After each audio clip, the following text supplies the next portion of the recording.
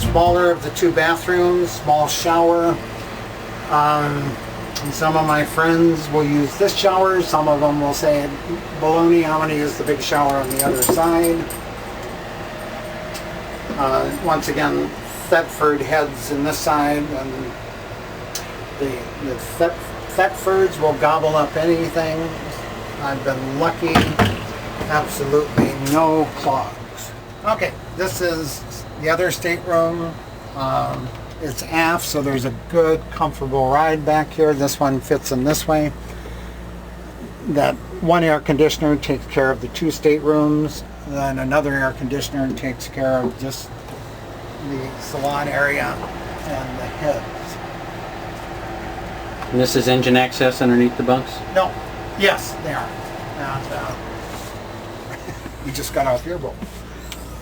The engine access is our 30 horsepower Volvos. Both engines right now have about 220 hours on them. I also keep an extensive parts inventory because I do long distance, and so all the common things that can wear out I've got on board. This is something that's new on the Mantas, and that's storage underneath all the steps. This has got a full-fledged vacuum cleaner in it. So far, as you can see, I haven't. Oh, there's where those shoes ended up. So far, I haven't filled them up to capacity, but it's the more storage, the better. You know, this step going out into the cockpit, I just keep all my emergency lights, and I see a couple fly swatters in there. They've never been used. Okay, the screen door, it's there. I want to show you one other thing, Brent, that didn't have on my last boat, that I have on this one. That's for shade, but this is for mosquitoes. Now, once again, just don't have to use either one of them, and you can tell that I'm clumsy even closing them, but they're nice to have. Brent, I've got windscreens, but since I'm leaving town, I took them off, but the windscreens come all the way back to cover over half the whole cockpit area. Real nice in cold weather, and especially rainy weather.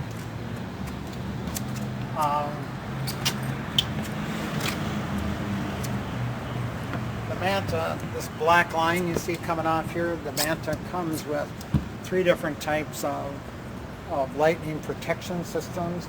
This one is grounding the mast 4 feet under the water. There's also 2 isolation transformers that are the main part of the electrical system. And then there's a 3rd one, which is kind of like voodoo science. It's a little electrical brush way up on top there. The camber spar is you either love it or you hate it.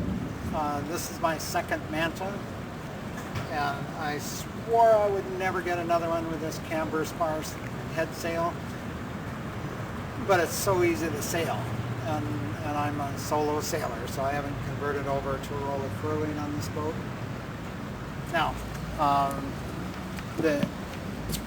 I went with the best sails they could conjure up, and there's only been 2 Mantas where I paid for the prototype for that sail bag that it drops into. Usually I didn't like Manta's original way of doing it, so I paid an outfit an extra $1,000 to design me one that would work, and it works just fine. If you go back to the radar arch here, it's got the 4 kW radar that you can view either from the cockpit or down in the salon area. Those 2 track vision domes there, one is for satellite television, and they're the 18-inch, and so I can get U.S. television all the way down to the Turks and Caicos. The other one is just a dummy, and that hides 3 other smaller antennas, the GPS antennas, the AIS antenna, and can't remember what the 3rd one's for. Okay. On the newer Mantas, you've got the dual anchor system. And so I'm not even sure of the weight on these, Brent, I'm used to only putting out one anchor. The middle anchor I will deploy if I know I'm going to be spending the night in either rough seas or big seas. But one just seems to be adequate. Generator is over in this locker over here. It's a 5 kW. It's a next generation. And always starts, you cannot hear it from the cockpit area.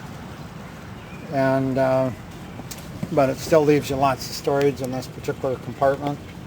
Okay. Brent, I've got 6 solar panels. I can't remember the wattage on them right now, but the solar panels I can drop anchor.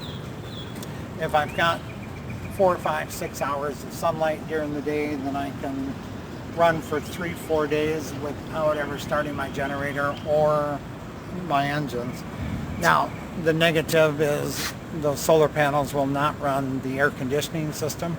So if I want to run the air conditioners, I got to crank up the generator. All lines come back here to the helm. And so no matter what you're doing, you know, I was out with my 14-year-old granddaughter today. And, you know, she's never been on a sailboat before. That you just don't need help sailing the vessel no matter what the weather. Now I do have a spinnaker on board. Spinnaker I keep in that forward locker right in front of the generator. The only time you would ever use this other winch that's located back here is if you are flying the spinnaker. Then this winch here, that's its single purpose, is for setting the trim on your spinnaker. And I hate to admit this, but that spinnaker has only been up twice on my other boat. It never went up. So the barbecue grill located under here. When you're actually barbecuing, this slides forward. This slides forward very easily. And it's one of those windproof barbecue grills that if you got 30 knot winds, you can still barbecue. The dinghy itself is an AB dinghy, and it's brand new, of course, and probably less than 10 hours on that particular motor. And that's mainly because I've always got lucky and found a marina slip to be on that particular evening. Thanks for the tour, Tom. We'll look forward to seeing you soon. Bye now.